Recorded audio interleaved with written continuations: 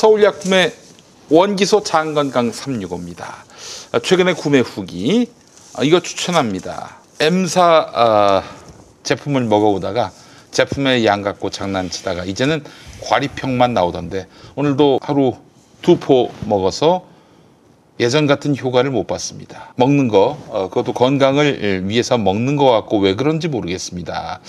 다행히 이 제품으로 바꾸고 나서 다시 좋아졌습니다. 적극 추천합니다. 네, 원기소 장건강 365를 만든 서울약품은 그냥 건강식품 회사가 아닙니다. 건강기능식품뿐 아니라 일반 의약품까지 개발하는 전문 기업입니다. 산학공동연구소에서 다양한 분야의 다양한 상품을 연구 개발하고 있는 전문 기업이 바로 장건강 365가 되겠습니다. 자, 최근에 그 차전자피 성분의 이런 유사한 제품들이 많이 있는데요. 그 제품들은 먹다가 끊으면 다시 또 화장실을 못 갑니다. 그런 문제가 있어요. 이건 차전자피의 식이섬유 효과에만 기대서 장 건강 회복과는 상관없이 오로지 빅동 만드는 거에만 혈안이 됐기 때문입니다. 하지만 장 건강 365는 차전자피 식이섬유 기능 외에 셀렌, 건조 효모가 배변 활동과 신진대사를 촉진하고 김치에서 뽑아낸 유산균이 함유돼서 장 건강에 근본적인 도움을 드립니다. 자, 현재 원기소 장건강 365의 인터넷 최저가는 36,000원. 하지만 김용민닷컴에서는 무려 10,000원이 저렴한 26,000원에 만나실 수 있습니다. 게다가 2박스 이상 구매하시면 배송비도 무료인데요. 김용민닷컴에서 원기소 장건강 365를 압도적 최저가에 만나보시기 바라겠습니다. 네, 그래요. 전 먹어보겠습니다. 이거를 제가 지난번에 방송할 때 꼭 갖다 주고 싶은 사람이 있다라고 얘기를 해서 네. 우리 대마시안에서 적극 협조해 주셔서 김용민 쇼핑에서 네. 이걸 한 박스를 주셨어요. 그래서 제가 임상 실험을 해봤거든요. 제가 먹은 건 아니고 이제 저는 뭐 매우 좋기 때문에 따로 필요가 없고 잘 안 되는 친구가 있어서 줘봤는데 맛은 없다. 맛있질 않네요. 맛은 없다라고 하는데 한 나흘을 먹더니 우리 국장님이 뭐 이런 게 세상에 없더라. 내가 왜 여태까지 이걸 몰랐을까. 그래서 뭐 아주 그냥 아주 시원한 마무리를 지금 매일 짓고 있어서 매우 지금 흡족해 하시더라고요. 그래요. 예. 우리 김용민 TV 시청자들이 장 안 좋으신 게 분들이 많은가 봐요. 네. 장 관련되는 거 굉장히 홍보 많이 했던 것 같아요, 광고를. 그래요. 자, 여러분 장건강 365 많이 사랑해 주시기 바라겠습니다. 일단 제가 누구한테 받은 자료인데 민주당 지지층, 문재인 대통령 지지층에서 이재명 지사에 대한 비토 정서가 매우 강하다. 우리가 이제 사실은 그 인상 비평은 그렇게 또 하잖아요. 많이 없어지지 않았나요? 이게 이제 바로 그 데이터인데 이재명 지사가 이들 여권 핵심 지지층에서 어려울 것이라는 시각이 많이 있었는데 최근 조사 결과를 보면은 이런 시각과는 상당히 다르다. 그러니까 민주당 지지층 내에서의 이재명 지사의 지지율을 보면은 1월에 8%, 5월에 16%, 6월에 22%, 9월에는 32% 이렇게 됐습니다. 자, 그리고 문 대통령 지지층에서의 이재명 지사 지지율을 보면은 1월에 9%, 5월에 18%, 6월에 22%, 9월에 32% 똑같아요. 이렇게 점점 늘어나고 있는 상황인데 이재명 지사는 여권의 핵심 지지층, 즉 민주당 문재인 지지층과 진보층에서 1월에 8에서 9% 한 자릿수에 머물렀고 이 시기에 이낙연 대표는 작게는 42%포인트, 42%가 아니라 42%포인트, 많게는 50%포인트 이상 이낙연 지사가 앞섰어요. 이낙연 대표가 앞섰어요. 자, 그러다가 이제 이재명 지사의 지지율이 10%대, 20%대로 상승했고 이번 9월 조사에서는 이낙연 대표와의 격차를 민주당 안에서 여권 핵심 지지층 안에서 10%포인트대, 그러니까 격차가 10%포인트대 이렇게 좁혀졌다는 얘기가 나오는 거죠. 그래서 사실은 여권 핵심 지지층 내에서 이낙연과 이재명이 사실상 제로섬의 관계에 있음을 고려하면은 이 민주당 지지층에서 8%포인트, 문 대통령 지지층에서 6%포인트만 이동하면은 두 주자가 비슷해진다는 얘기예요. 근데 그게 하나 있고 이재명 지사는 현직 도지사라는 프리미엄에 어디에서 붙냐면 경기도민들이 느끼고 있는 도정에 대한 체험이 있습니다. 그러니까 지금 이제 이재명 지사가 보수 진영에서도 좀 지지도가 좀 나오거든요. 중도 진영이랑. 네네. 이게 어디서 나오느냐라고 하는 건데 전 뭐 이제 좀 더 큰 대규모의 설문조사들이 나오면 결과를 좀 지켜보겠지만 경기도를 중심으로 해서 이재명식 행정에서 효능감을 느낀 사람들이 그러니까 본인의 정치적 성향과 상관없이 이재명 정도는 해볼 수 있지라고 지지 의사를 표명하는 것이 본인에게 큰 도움이 될 거라고 보고요. 그리고 이재명 지사가 뭐 민주당 내에서 비톡으로 뭐 이런 얘기들은 사실은 한마디로 정리할 수 있는 게 지난번 민주당 경선 통해서 경기도지사 후보가 된 거 아닌가요, 이분? 그렇죠. 예. 그렇죠. 예. 그게 그때 뭐 소위 말하는 인터넷 여론이나 이런 걸 따져 보면 굉장히 호각세를 다툴 것으로 봤는데 실제 결과는 그렇지 않았었던 압도적으로 거잖아요. 이제 여론조사는 과학이기 때문에 우리가 이제 댓글이나 어떤 그런 SNS의 흐름만 가지고 이야기할 수는 없고요. 이제 전반적인 상황을 봐야 되는 것이라고 보고 그래서 제가 좀 이제 말씀드렸듯이 수도권에서 이재명 지사가 보여주는 개혁적인 성향과 경기도에서 행정에서의 완성력 그리고 이낙연 의원이 당대표로서 당 운영에서 얼마나 안정감을 주고 그러는 가운데서 규율을 바로 세우고 특히나 지금 뭐 공정 등의 이슈가 많이 벌어지면서 공직 기강이랄까요. 국회의원들 사이에서 기강도 되게 중요한 문제로 좀 대두되고 있거든요. 그런 문제에서 180석의 이 거대한 거함인 민주당을 어떻게 앞으로 운영해 가는지 그 모습을 보여주는 것. 그리고 계속 말씀드리지만 그 두 사람이 서로 부족한 부분에 대해서 메꾸고 들어가는 것. 전 그래서 이낙연 지사가 최근에 좀 강경한 행보를 보이는 것은 다분히 이재명 지사를 의식하고 하는 행동이라고 생각을 하고 저는 그게 좋다는 거죠. 그러니까 좋아요. 그게 효능감이 있다고 생각하는 거잖아요. 그것이 그리고 당원들의 당심이기도 하기 때문에 그렇게 서로 좀 좋은 경쟁 관계가 지금으로서는 유지가 될 거라서 멱살 말고 삿발을 잘 잡고 그렇지. 예, 계속 갔으면 좋겠습니다. 예. 저는 이제 사실은 제가 그 2004년도 열린정책연구원이라는 곳에 네네. 제가 창립 멤버인데 이 전공이 저 당내 경선이 제 전공이에요. 아. 당내 경선 그걸 페이퍼를 써서 제가 이제 입사한 사람인데 이제 이건 이제 정치 좀 하시는 분들은 외울 필요가 있어요. 당내 경선의 3대 특징이라고 합니다. 첫 번째는 이데올리가 강한 사람이 유리하다. 아, 그렇지. 예, 진보 정당에서는 진보적인 사람, 보수 정당에서는 보수적인 사람. 두 번째, 초반 결정 구조라고 합니다. 역전성은 없습니다. 대세론으로 끝난다. 아우, 굉장히 재밌다. 예, 또. 세 번째, 조직 선거다. 조직 선거, 그렇지. 이것을 조직 선거 다 앞에 두 개는 다 이해가 됐죠, 그죠? 조직 선거 이야기를 해드릴게요. 조직 선거니까 결국에는 뭐 그 반전 역전이란 게 없는. 근데 그게 또 이제 저 한국 사회의 특징이 존재해요. 예. 여론의 반향은 수도권에서 띄우고 조직은 영호남에서만 해라. 이게 뭐냐면은 아유, 굉장히 재밌네. 아니 이제 미국 정치를 공부를 했으니까 네. 예를 들면 미국도 이제 UMFC나 아이오와 코카사스에서 이제 대충 후보가 1등 끝나버린단 말이에요. 네네. 그 인구가 많은 뭐 뉴욕주라든가 캘리포니아 이런 데는 나중에 가면은 의미 없는 투표가 되는 거야. 이게 이제 흔히 하는 초반 결정 구조기도 하고 한편으로 보면은 조직 선거의 방식을 어디에서 해야 되느냐. 네. 이렇게 되는 거죠. 예, 예. 근데 실제로 우리가 보통 이제 한국에서도 선거를 하면은 제주도, 울산, 광주, 부산 이런 데서 밑에서 올라옵니다. 예. 밑에서부터 위로 인구가 작은 곳에서부터 많은 곳으로 이렇게 하는데 여기에 조직을 열심히 하는데 또 이분들은 수도권의 여론에 또 영향을 받아요. 이게 가치가거든. 예. 하여튼 뭐 이런 것들에 대해서 후보님들이 잘 판단하시고 맨입이 안 됩니다. 좀 비싸게 스카우트해 주시기 바랍니다. 확실합니다. 대한민국에 이걸 제가 제일 오래 공부했고요. 예. 뭐 지금은 그때 대선 때 졌기 때문에 제가 늘 반성합니다만은 2007년 대선 그 민주당 경선 룰도 제가 짰습니다. 그래요. 반성하고 있습니다. 그 지난번 대선의 경선 캠프 어디 계셨어요? 저 당직자였죠. 당직자. 네, 어디? 부산시당 사무처장이었죠. 저는. 그러시군요. 알겠습니다. 저는 문재인 캠프였는데 문재인 지지자들 중에서 일부가 저보고 이제 이재명 지사 편이라고 요거를 하도에 대해서 굉장히 좀 괴로운 시간을 보냈던 게 갑자기 나네요. 예. 그때 저는 자유당 소속이었습니다. 당원. 자유한국당. 네. 예, 물론 이제 8시간 만에 제명이 됐습니다. 그 마음속엔 그 정당의 당원이었던 거잖아요. 그렇습니다. 아니 그때 무슨 그때 진짜 필 받으면 진짜 대권 레이스에서 도전을 해볼까도 생각을 해봤어요. 본인이 직접? 본인이 직접. 그래서 사람들로 하여금 수구정당, 극우정당은 없는 거야. 투표용지에도 없는 거야. 난 나름대로 그 자유한국당 그 당원들한테 설득을 할 논리가 있었어요.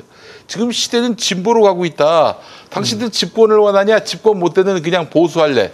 그러면 집권되는 진보 택한다고. 거기 그런 정당입니다. 요즘에 당 강령을 바꿨는데 성인지 감수성으로 다 그냥 발라버렸어요. 지키지도 못할 약속을 해버린 거야 거기는. 뭐라고 썼는지 읽어본 사람은 없을 거예요. 예, 그래요. 그러니까 무슨 내용인지도 모를 거야 아마. 그냥 언론에서 받아쓰기 좋은 보도자를 누가 썼을 테고 네. 그 외의 내용들 실제로 본 사람 없겠죠. 관심 예. 없어. 그냥 권력만 주고 그러면 되는 거죠. 자, 그래서 하여튼 뭐 재밌는 상황인데 MBC 여론조사가 나왔네요. 그 총선을 앞두고 우리 저 민주 시민들에게 굉장히 큰 추석을 앞두고. 선물이 되지 않을까 싶은데 MBC가 코리아 리서치에 의뢰해서 전국 유권자 1,005명을 대상으로 조사했는데 문재인 대통령 국정 수행에 대한 긍정 평가는 51.5, 부정 평가는 44.2. 야, 이 인간들 그렇게 열심히 그냥 추미애 때리고 뭐 별 개짓을 다 했는데도 불구하고 다시 긍정평가가 50%를 넘어갔습니다. 아이 미칠 거야 아마 쟤들은 진짜. 근데 이렇게 해도 안 되면 이제 어떻게 해야 되지 싶은 생각을 할 거예요. 네. 아니 뭘 하지 저희 이제? 문재인 대통령이 그 책을 운명이라는 책을 썼지 않습니까? 운명인 것 같아요. 그래요. 아니 그래도 문 대통령이 제일 잘하고 있고 그 뭐 사실 많이 아쉬운 것도 많이 있긴 한데 이게 사실은 이런 평가라고 하는 건 상대적이잖아요. 무슨 연합고사 커트라인처럼 뭐 180점 넘으면 다 되는 게 아니라 각자 지금까지 경험해왔던 대통령들의 격에 따라서 결국에는 이제 국민들의 의사가 달라지는 건데 아니 역대 대통령 중에 제일 잘해요 사실은. 아니 그러니까 지금 여기서 무슨 대통령이 자는데 왜 복을 못했니 어쩌고 이런 얘기를 하는 게 국민들이 그렇게 생각 안 하고 그러니까 문재인 대통령의 성실함과 진실함에 대해서 진정성. 의심하는 사람은 없거든요. 그런 쪽으로 승부를 보려고 하지 말고 오히려 너무 느려서 굼뜨다 이런 걸로 좀 공격을 그렇지, 하면 그렇지, 포인트를 그렇지, 먹을 그렇지. 텐데. 그래서 그게 먹힐 거야. 그럼 아마 나도 거기에 동조할지 모르겠어. 근데 뭐 이런 지금 뭐 아무리 공격을 해도 안 되니까 무슨 뭐 달림을 영창으로 뭐 이딴 소리나 하겠어. 아니 무슨 종전 선언을 하냐고 그렇게 난리를 쳤는데 알고 봤더니 남북이 친서를 주고받고 있네. 그러니까 이런 것들 그 하루 이틀 있으면 개망신 당할 얘기들은 좀 그만했으면 좋겠어요. 아니 진짜. 예전에 저 어디 그 종편에 토론에 나가니까 누가 대통령 가족이 월남했고 공수부대 나왔다 이걸로 막 비판을 하는 거야. 그럼 종북은 아니네 절대 내가 그런 이야기를 했거든요. 네. 그러니까 이 그런 부분들 그다음에 뭐 성실함이라든가 진정성이라든가 이런 부분에서는 전 국민이 아무도 의심하고 있지 않아요. 근데 그런 걸 자꾸 이렇게 저도 사적인 걸 들고 예, 나오니까 저도 외가 친가가 전부 다 월남을 했고 예, 외가 친가 전부 다 군 장성 집안입니다. 저도 이 추천호 안보관과 야 이거 할래니까 웃겨서 못하겠다. 그 저는 이제 진정성 이야기가 나오니까 이제 두 대권 후보들께 제가 감히 조언을 한번 드리자면은 이재명 지사님은 온화한 이재명으로 저는 바뀔 필요가 없다고 생각해요.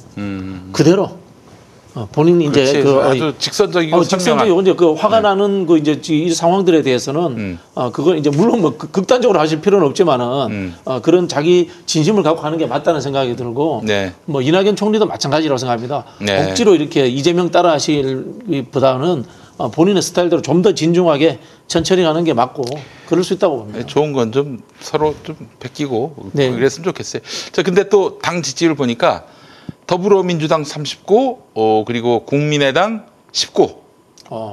국민의힘 19. 아, 우리 안철수 의원님 하신 말씀이 다 맞네. 뭐예요? 변한 게 없네. 뭐라고? 안철수 의원님께서 김종인 비대위원장 오기 전이나 오고 난 다음이나 3%밖에 차이 안 나는데 그게 무슨 당의 혁신을 했냐고 실패한 사람이라고 그래요. 아주 강하게 비판하셨는데 예, 다 맞는 말씀이시네요. 참 재밌는 사람이야. 그런데 이제 지금 그 야당 대권 후보 조사를 보니까 안철수가 6%대로 지금 1위로 올랐어요. 그 야권에서. 뭐 물론 저쪽은 이재명, 이낙연은 뭐 20%대라서 뭐 좁힐 수 없는 그런 격차긴 하지만은 그건데 좀 그거는 굉장히 흥미로운 뉴스인데요. 왜냐하면 아니 그게 왜 그러냐면은 지금 극우적 그 야당은 싫다는 거예요, 국민들이. 그 상대적으로 안철수도 조금 극우적 막말을 해요 요즘. 아니지 제 얘기 이제 거꾸로인 건데 지금 이제 부대변인님 말씀대로인데 김종인이 센터로 옮겨가니까 안철수가 상대적으로 오른쪽으로 옮겨가면서 그런 건가? 요즘 문재인 대통령 뭐 주변에 무슨 떨거지 뭐 이런 그러니까 막말을 하더라고. 굉장히 그 표현을 정제해서 쓰던 양반인데 최근에 아주 자극적인 종편적 언사를 구사를 하는 게 저 양반 그러니까 어떤 사람들 보기엔 터프해졌다 이런 말을 듣고 어떤 사람들 보기에는 저것도 이제 뭐 갈 때까지 갔네 이런 생각이 들 만큼 좀 심한 말씀을 하는데 갈 때까지 갔죠. 그게 지지율에 반영된 게 아닌가 그런 좀 걱정이 되네요. 근데 거기까지입니다. 더 확장성은 없어요. 확장성은 없어. 예. 자, 그래요. 그 차기 대권 주자 선호도에서는 이낙연 26.4, 이재명 23.2 이렇게 나왔는데 이낙연 대표는 호남권과 진보 성향 응답자들의 지지를 받았고 이재명 지사는 30대와 인천 경기 지역에서 상대적으로 높은 선호도를 보였다고 하는데 이낙연 대표가 진보 성향 응답자들의 지지를 받고 있는 상황이라면은 진보적 정책과 아젠다로서 또 팬층, 지지층을 결속시킬 필요가 있겠다는 생각이 듭니다만은 네, 앞으로 계속 그렇게 할 수 있기를 기대를 해보고요. 하여간 여론조사가 이렇게 잘 나와서 참 뭐 야권은 김성회 대변인의 불길한 예언대로 향후 2028년까지는 계속 저 손가락만 빨고 있어야 되지 않겠는가 그런 생각이 듭니다. 최강욱 대표님은 뭐 큰 그림 없습니까? 아니 그러니까 지금 열린민주당 지지율도 사실 좀 그런데 뭐 나중에 다시 더불어민주당과 큰 바다에서 만나긴 하겠지만은 그래도 자강을 좀 할 필요가 있지는 않을까요? 어떻게 보세요? 뭐 최근에 그 당원의식 설문조사를 진행을 했습니다. 당원의식 설문조사를 진행을 했고 자강에 포인트를 두는 당원의 숫자가 절대적으로 많았다라는 결론이 나와 있어요. 그래서 그래요. 저희 이제 그런 부분에 대해서 강조를 하고 있고 더불어민주당 당대표 선거 이후에 어떠한 형태로 온이든 오프든 뭐 합당에 제안을 받거나 뭐 이런 얘기를 해본 적도 없고요. 그래서 열린민주당은 열린민주당의 포지션대로 저희가 할 수 있는 일들을 하면서 당으로서의 존재감을 빛내는 일들을 해갈 계획입니다. 그래서 내일 합당하니까 아무것도 안 할 거야. 이런 자세로 일을 하고 있다라고 절대 말씀드리지 않겠고요. 그래서 네. 자강에 대한 노력에서 첫 번째는 어쨌거나 최강욱 대표가 떠오르는 건데, 예. 근데 이제 뜨면 좋고 충분히 뜰 수 있는 분이지만 그걸 뭐 저희가 강제로 띄운다고 뜰 문제는 아니고 그런데 이분이 방송이나 어디든 나가기만 하면 그냥 대박이지 뭐. 예, 대박이 터지고 있기 때문에 우리 당장 유튜브 채널 운영자들 만나서 얘기하면은 가장 높은 조회수 또 가장 많은 그 슈퍼챗 예. 요거는 최강욱 출연분이라는 거야. 한번 모시죠. 예, 아니, 최강욱 대표는 제가 제 채널을 모시려고요. 그 슈퍼챗도 안 된다면서요. 그래. 슈퍼챗은 안 하고 있습니다. 슈퍼챗 안 되는데 모셔서. 근데 뭐 우리 저 최강욱 대표 같은 경우도 대권 주자로서 매력을 발산하면서 빅3를 형성한다면은 재밌죠. 그러면 뭐 이건 게임이 끝난 게 재밌죠. 아닌가. 다음 대선에 대해서는 뭐 큰 고민이 없을 것 같다는 생각이 드는데 하여간 그렇게 해서 좀 외연을 넓혔으면 좋겠고 정의당은 어떻게 가는 겁니까? 전 사실 정의당이 이번에 그 더불어민주당, 더불어시민당이 180석을 차지하면서 이 사람들은 이제 완전히 민주당과 차별화를 할 수밖에 없겠구나. 말하자면은 같이 함께 뭘 연대해서 해나가는 일종의 그 연대와 협력의 결사체 대열에서 빠져나가서 자강을 실현하려고 애를 쓰겠구나 하는 생각이 들었는데 이번에 그 새 지도부도 그렇고 말이죠. 전반적으로 이제 민주당 정권에 대해서 할 말은 하는 야당으로서 역할을 하겠다. 이렇게 지금 나서고 있는 것 같습니다. 어떻게 보십니까? 여기까지가 예. 그런 것 저는 같습니다. 그 김성애 대변인님이 그 열린민주당 자강 이야기를 하면서 당원들 이야기한 거를 정당의 기본이라고 생각을 합니다. 사실 정의당, 저는 이제 전공자 입장에서 정의당을 망친 건 심상정 대표예요. 심상정 대표가 언론 발악이형 정당으로 당을 바꿔버린 거예요. 언론 말하기형 정당. 예, 뭐 정당을 하는 건 없이 오로지 나토 정치. 진보 정당이라는 것은 기본적으로 어쨌든 계급 정당에서 출발했기 때문에 네. 자기들의 이해 집단의 이익을 충분히 반영하는 조직으로서의 정당의 역할에 노동자, 농민. 예, 그렇죠. 충실하면서 현안에 따라가 줬어야 되는데 그런 것들을 놓침으로 인해 가지고 언론과 여론에 의해서 부유하는 정당으로 만들어 버린 거예요. 그 상황에서 새로운 신세대들이 들어오는데 이분들은 과거에 이제 그런 그 대중운동을 했던 분들이 아니고 현재 이제 파편화된 운동들 뭐 뺨이면 뺨이 환경이면 환경 있지 않습니까? 이런 것들 중심으로 나누어진 각계의 운동을 하던 분들이다 보니까 이분들은 또 그대로 똑같이 자기 영역의 이슈만 가지고 이 정치를 하는 것으로 가지 않을까 뭐 그렇게 생각됩니다. 그 결정적인 장면들이 저는 몇 가지 얘기해 볼 수 있는 게 일단 정체성 정치라고 하는데 네. 노동계급은 어떤 사람이 노동계급으로 태어나는 게 아니라 노동을 하면 노동자들끼리 모여서 노동계급이 되는 겁니다. 그렇죠. 그리고 거기서 그들 간의 경제적 이해관계를 바탕으로 한 편을 먹고 나한테 유리한 세상을 만들려고 노력하는 거거든요. 근데 이분들이 하는 정체성 정치는 다 그냥 타고나는 거예요. 그게 성 정체성이 됐던 여성으로서의 정체성이 됐든 청년처럼 나이로서의 정체성이 됐든 본인이 선택하거나 판단하는 것이 없어요.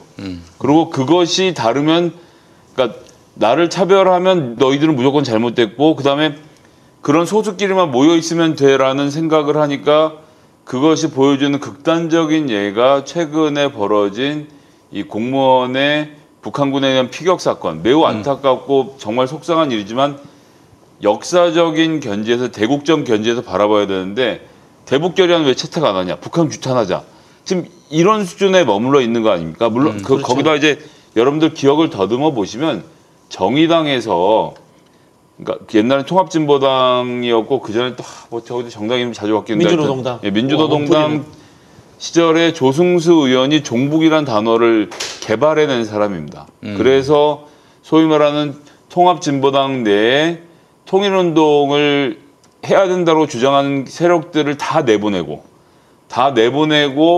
나서는, 근데 공교롭게도 통일운동을 주장하시는 분들의 특징 중에 하나가 지역운동을 또 강화해야 된다는 얘기를 했었거든요.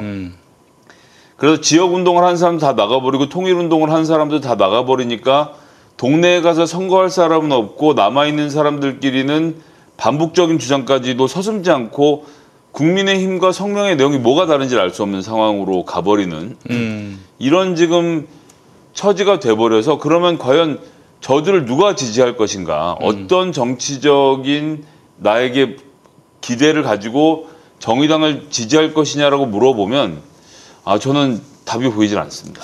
노회찬 의원님 이제 돌아가신 게 저는 이제 굉장히 하나의 좀 그런 분기점이 됐다는, 참 아쉽다는 생각이 들고, 이게 민주당이나 열린민주당도 굉장히 이렇게 타산지석으로 삼아야 된다는 생각이 들어요.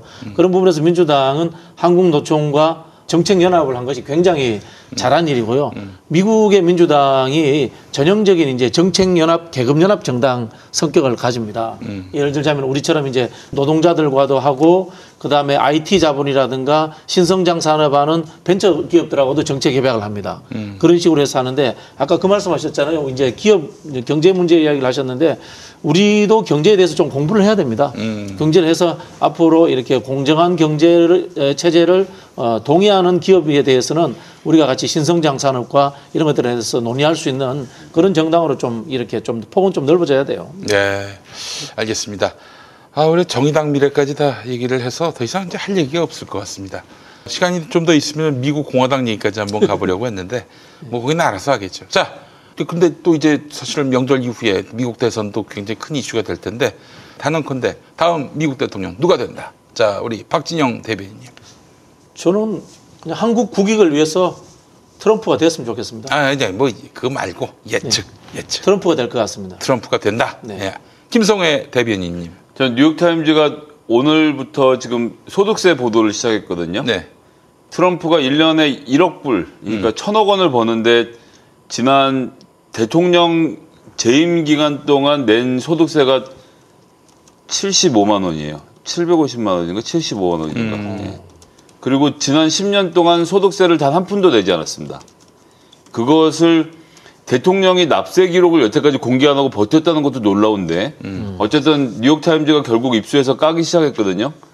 미국이 다른 문제는 몰라도 세금 안 내고 이러는, 그러니까 공직자의 거짓말에 대해서는 굉장히 엄격한 정치적 기준을 갖고 있습니다. 그러니까 예를 들어서 클린턴의 사생활, 성생활 이런 문제는 상대적으로 좀 모른 척을 해줄 수 있지만, 나는 세금을 냈는데 네가 세금을 안 내? 본인들이 텍스페이어, 납세자라는 아이덴티티를 굉장히 중요하게 생각을 하거든요. 그런데 이번에 뉴욕타임즈의 저 공격, 저거 막아내기 쉽지 않다. 그래서 저는 조 바이든의 승리를 점쳐보겠습니다. 그래요? 듣고 저도 바이든으로 바꿀게요. 왜 그게 있어요? 알겠습니다. 아니, 저는 이제 북한 문제 생각해서 미국의 추석 민심을 좀 보고 얘기를 하죠. 예. 미국의 추석 민심. 그래요. 미국도 저기 어떻습니까? 농담이 아니라 미국 이번 추석은 농담이지만 조금 있으면 이제 땡스기빙이 오거든요. 그렇죠. 예, 땡스기빙의 민심도 중요하니까. 예. 그때면 끝났지. 미국 대선은. 저는 뭐 그건 그렇긴 합니다. 바이든한테 옛날에 그 민주당이 했던 전략적 인내 말고 진짜 그 한반도 문제에서 빅딜 좀 하라고 좀 가르쳐 줬으면 좋겠어요. 네, 바이든한테도. 알겠습니다. 그래요. 아무래도 트럼프가 되는 게 한반도 정세에 좋은 겁니까? 조 바이든보단 나을 것 같다는 생각도 그런 들고. 생각은 드는데 또 아유, 미국 사람들 생각하니까 또 예. 조 자, 바이든이 됐으면 좋겠고 뭐 조통령이냐 트통령이냐 여러분 또 이제 곧 또 하나의 관심사가 우리 앞에 펼쳐지게 될 것입니다. 미국 대선의 승자가 어떻게 될지 함께 주목해보고 조 바이든 너무 좀 올드하셔. 너무 올드하시고 민주당이 그렇게 사람이 없습니까? 민주당의 위기인 거죠. 그리고 이제 거기는 선거운동에 제일 중요한 게 선거 자금을 얼마나 모으냐거든요. 예, 그런 것들에 의해서 능력을 발휘 못하는 경우들인데 저는 이제 차세대 주자들이 떠오를 거라고 봐서요. 조금만 뭐 이번 선거는 그렇지만 이 다음 선거부터 또 달라지지 않을까 좀 기대를 해보고 저도 미국에 살다 온 지 좀 돼서 근데 그때에 비해서는 너무 좀 상황이 악화되어 있어서 좀 걱정이 많이 되기도 하고 그렇습니다. 보통 이제 우리 미국 대통령 이미지 할 때 민주당은 그 로버트 레드포드 닮은 사람이 되고 네. 공화당은 존 웨인 스타일이 된다. 이런 얘기를 하거든요. 근데 네. 트럼프는 약간 존 웨인 스타일이야. 근데 바이든은 아무리 봐도 로버트 레드포드가 아니었어. 그래요. 알겠습니다. 미국 대선까지 짚어드렸습니다. 나이지리아까지 한번 가볼까요? 나이지리아. 예. 그거는 뭐 다음에 하도록 하고요. 여러분 명절 잘 보내시고요. 우리 두 분도 좀 행복한 또 쉼이 있는 그런 명절 보내시고 가사 부담이 어느 한쪽에 쏠리지 않는 공평하고 평등하고 모두에게 유익한 그런 명절이 되시길 바라면서 저는 인사드리겠습니다. 저는 또 이제 마포로 건너가서 또 잠업을 해야 됩니다. 예. 자, 인사드리겠습니다. 말씀드리는 순간 예. 이동영 씨가 저한테 지금 전화를 지금 뭐라고? 하고 있어요. 모르죠. 못 받았으니까. 예. 끝나고 통화해 보겠습니다. 그래요. 알겠습니다. 뭐 그런 듣보잡하고도 소통을 하시는 모양이에요. 예. 부끄럽습니다만 바로 제가 문자 보내겠네. 예. 그래요. 불러주면 어디든지. 그래요. 우리 이동영이가 많이 컸습니다. 예전에 뭐 사실 콧질질 흘리면서 형님 좀 출연시켜 주세요. 엊그저께 같은데 많이 컸어요. 예, 알겠습니다. 여러분 다음 주에 다시 뵙도록 하겠습니다. 고맙습니다. 고맙습니다.